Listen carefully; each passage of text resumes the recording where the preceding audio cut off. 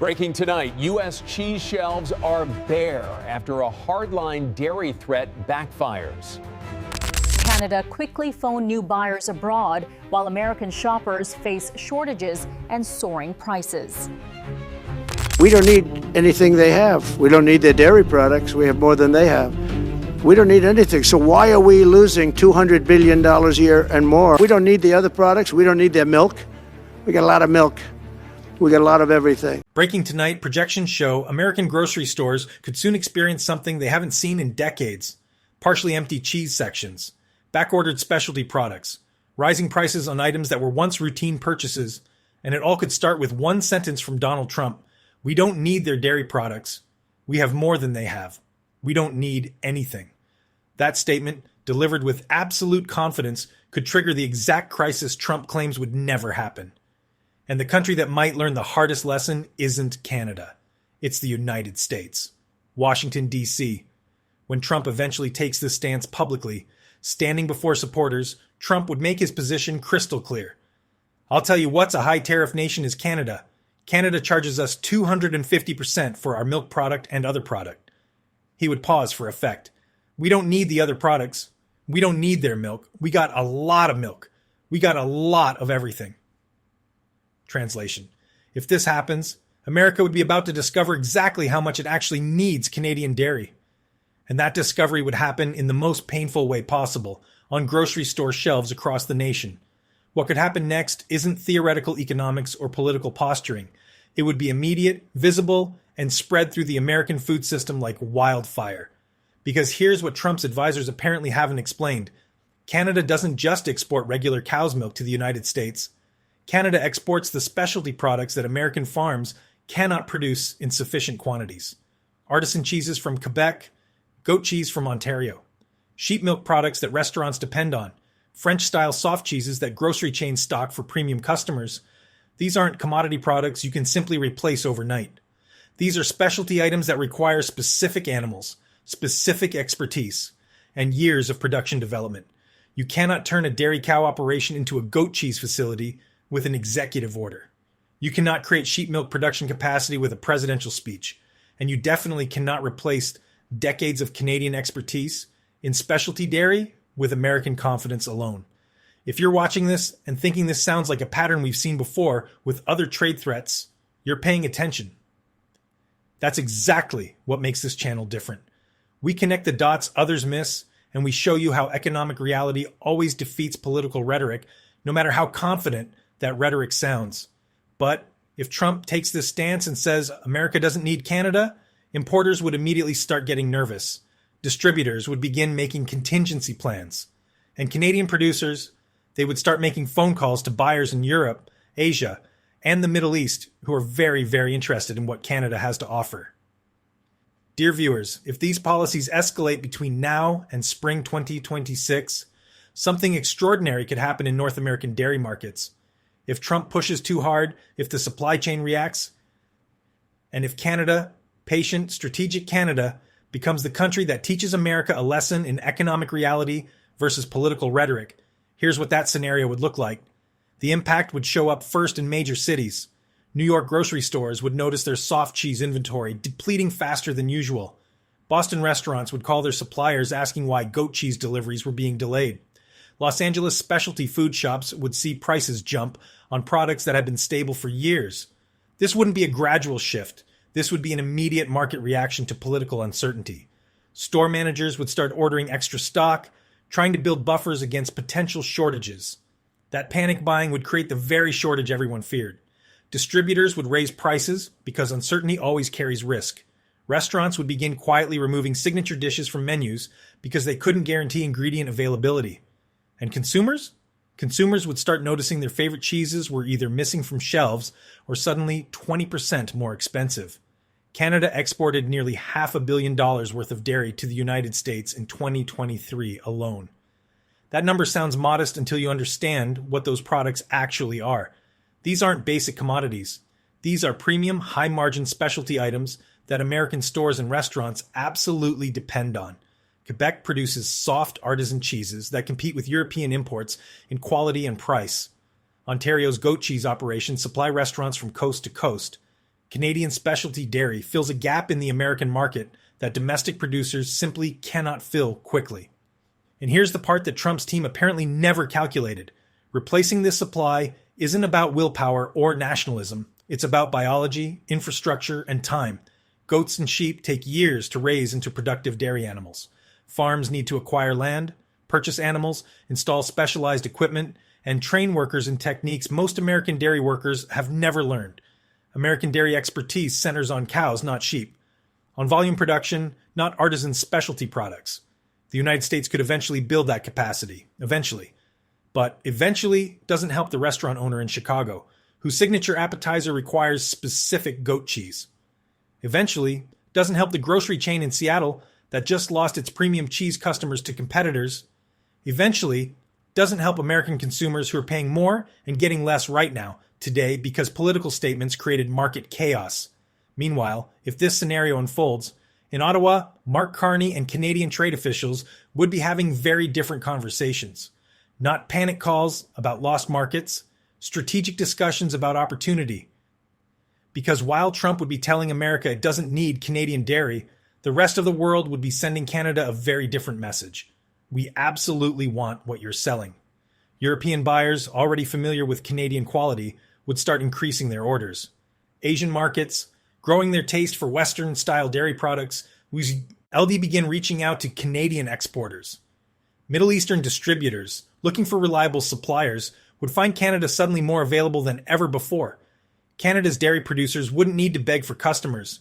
They would have customers around the world willing to pay premium prices for exactly what they produce. And if you're wondering why you're hearing about this analysis here first, it's because mainstream coverage focuses on the rhetoric while we focus on the actual economic mechanisms at work. That's what this community does. We look past political theater to see the real moves happening on the global chessboard. This is where Trump's strategy would reveal its fundamental flaw. He assumes Canada needs the American market more than America needs Canadian products. He calculates that threatening access to U.S. consumers would force Canada to capitulate on trade terms. He believes economic pressure flows in only one direction, from larger economies to smaller ones. He would be utterly, completely, catastrophically wrong if he follows through on this approach.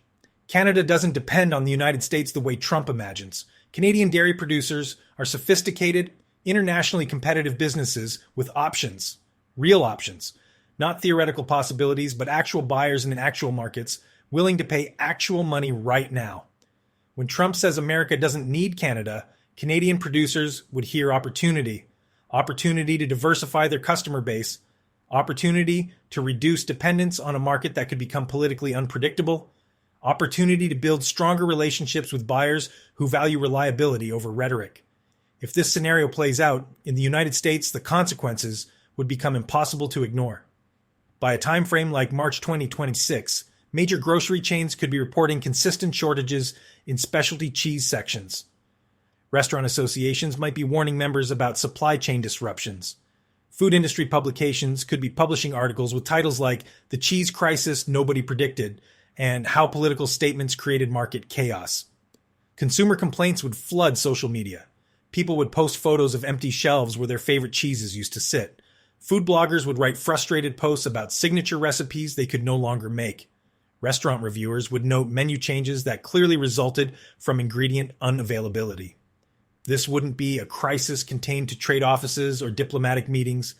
This would be a crisis Americans experienced every time they went grocery shopping. And the strangest part, in this scenario, Canada wouldn't have changed anything.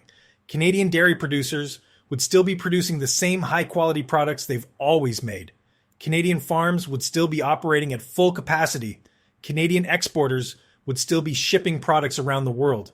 The only thing that would change is Trump's statement that America doesn't need them. That single statement could create fear, uncertainty, and market disruption that would turn into exactly the shortage Trump claims would never happen. Experts are already warning about this potential outcome. Dairy industry analysts explain that specialty products cannot be quickly replaced. Agricultural economists point out that building new production capacity takes years, not months. Trade specialists note that threatening reliable suppliers creates market instability that harms everyone. But if political confidence overrides professional expertise, America would learn why experts exist. The people watching this right now understand something crucial that political advisors often miss. You see the difference between campaign slogans and supply chain reality. You recognize when confidence crosses into dangerous territory. That understanding, that ability to look past rhetoric and see the actual mechanisms, that's what separates informed analysis from political theater. The damage in this scenario would extend beyond immediate shortages. Canadian producers, watching potential chaos, would start making long-term strategic decisions. Why maintain production capacity specifically for the American market when that market could become politically unstable? Why invest in relationships with American distributors when those relationships could be disrupted by presidential statements at any moment? Why prioritize American buyers when European and Asian buyers would offer stable, growing, appreciative markets? This is the hidden cost of Trump's potential approach. Not just immediate shortage, but long-term loss of supplier relationships that took decades to build. Canada wouldn't be cutting off America out of spite. Canada would be making rational business decisions based on market reliability. And those decisions could reshape North American trade relationships for years to come. If such a confrontation escalates through these months, by April 2026, the reality would become undeniable. American stores would have less selection. American restaurants would be adjusting menus. American consumers would be paying higher prices.